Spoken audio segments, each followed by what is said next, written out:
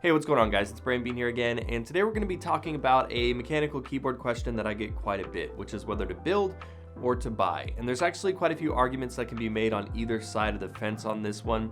Now, I'm going to be showing you guys a lot of different keyboards throughout this video, as well as talking about a lot of different resources. I'm going to do my best to not only label each keyboard on the screen for you so you know which one it is, but as well as link my full review and links to find all of these resources down in the description to try to make this as easy for you as possible. But let's go ahead and just dive right into whether to build or to buy. Secretlab combines best-in-class materials, a plethora of finish options, and industry-leading comfort to provide the ultimate seating experience. With models for users of all sizes and aesthetic tastes, there's sure to be a chair for any setup. Click the link in the description to find out which chair is right for you. Let's start with buying. There's actually quite a few reasons I would recommend buying a mechanical keyboard over building. The first most basic reason is just price. Buying a pre-built production keyboard is going to be a lot cheaper than building your own, not to mention way easier for somebody totally new to the hobby. If you are new to mechanical keyboards, buckle up and secure your wallets because you're about to discover a whole new world. It might be a good idea to start coming up with excuses as to why you need to buy another keyboard now, as it just never hurts to have a good reason on standby. It might be a little bit intimidating at first, learning all the different switch types and keycaps, words like tactile and actuation, and a whole lot more flying around, and it can all get a little bit overwhelming. Switch type will make a big impact on how keyboards feel, and as you delve more into the hobby, the little minute details and specs get a lot more particular. And I think in general, as just a good rule of thumb, it's always a good idea to enter any hobby with a cheaper point of entry and then work your way up to the more premium stuff as you decide that you actually like participating in it. And if you are totally new to all of this, I'll link my Switch guide down below to help you guys out with making that ever important decision. Mechanical keyboards that you can go out and buy have certainly come a long way. It used to be that you could pick up a Razer Black Widow or a Corsair K70 or similar gaming board with one or two switch options, or you could pick up a more typist-friendly board from Cherry or DOS Keyboard, and almost all of these boards would have Cherry switches with somewhat limited switch options.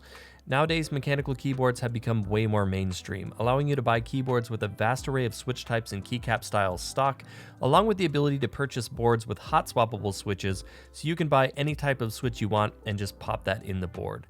This is great because it allows you to dip your toes into customizing your keyboard without having to learn how to solder, and without any risk of messing up building your keyboard. There's a lot of great options for customizing your keyboard out there, and having a board like that really helps to kind of get you more introduced into the hobby. If this is going to be your first mechanical keyboard, then I would definitely recommend going with buying over building. Now, once you've gotten your feet wet and you're ready to dive in head first, you will probably want to start looking at building your own keyboard at some point. This is a really fun and rewarding experience that allows you to choose each individual component that goes into the keyboard. And this is very much like building your own PC. The end result might be relatively the same as buying a pre-made, but you're going to know exactly what went into it, and you'll have the joy of building it yourself. Plus, much like building your own PC, the individual components themselves tend to be much higher in quality than what you might find in a mass production keyboard. Building is also a way to get features that you might not be able to find on production keyboards. For example, maybe a certain layout with a certain type of case and or switch combo. And building also gives you access to a plethora of cool cases and other artisanal options that are made in small batches but make for really nice builds. Building isn't without its own challenges, however, and the most notable drawback is the cost of entry. Even before you start building, you're going to need to get your hands on a few basic tools, and if you aren't using a hot swappable PCB, you will have to get a soldering iron and learn how to solder. It's honestly not that hard though, and a simple YouTube video can teach you how to do it in minutes. You might be wondering why solder if you can get hot swappable boards, and the main reason people go with the soldered switches over hot swappable ones is just the added stability that you get. Some people feel a slight wobble in the switches on hot swappable boards, and really the only way to get the most rock solid experience possible is to solder them in. That said, another issue with building is the added risk. It's entirely possible that something could go wrong assembling your expensive components, but in my experience, there really isn't too much that you can't fix if you do it wrong the first time. If that hasn't scared you away from building yet, get those wallets ready, guys, because things are about to get crazy. Just kidding. Kind of. Building a keyboard, like any hobby, can get about as expensive as you want it to be. You can get kits on Input Club or other websites for around $100 for the case and PCB. Then you just need to pick out some switches, keycaps, and LEDs if you want them or if the PCB doesn't come with them. I built a relatively basic 65% keyboard on this channel for around $400, but this can go all the way up to $800 or $1,000 plus even. And some kits can be had cheaper for everything, it all just really depends on what you're looking for. That said, building is almost always going to cost you more than buying by a hefty margin. But why, you might be asking? Building your own PC is cheaper than buying one in the store, so why isn't it the same with keyboards? PC parts are always mass-produced, while keyboard parts simply aren't. They're almost always made in small, limited runs that have a higher cost associated with them, which is why they get so pricey. Building also requires a bit of patience, as a lot of components tend to be associated with group buys that can have you assembling your pieces over a long period of time for a certain build. For example, I personally ordered some Holy Panda switches about 3 months ago, and I'm not planning on seeing those until at least this summer. So what's my recommendation? Do both. I'd recommend starting with a good but affordable production keyboard to get you going.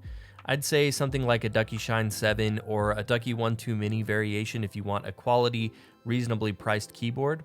But if you want to start tinkering with your own board immediately, the Drop Alt or the Hexgears Gemini are some of my most recommended options because they come with great switches, really nice keycaps, and they're hot swappable, so you get the best of both worlds and you can begin experimenting with switches, and you can pimp those keyboards out with new keycaps and cables if you want to.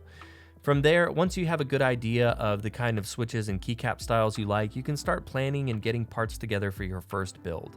Reddit mechanical keyboards can be a great source of inspiration.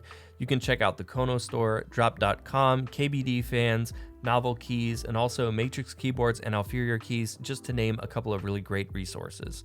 All of these websites I mentioned have a plethora of different keycap styles, switches, kits, and more that you can use to make a really great keyboard. Well, there you have it, guys. I mean, you really can't go wrong either way, but I think the natural progression of things, if you really get into it, is that you eventually will end up building at some point. But I want you guys to let me know down in the comments below what you think about building versus buying your own mechanical keyboard, and if you've built any keyboards in the past, what was your experience?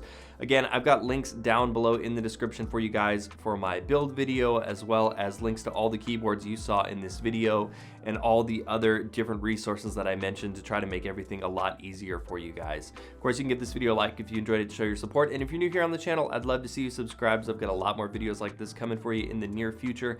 But as always, guys, stay safe, thanks for watching, and I'll see you in the next one.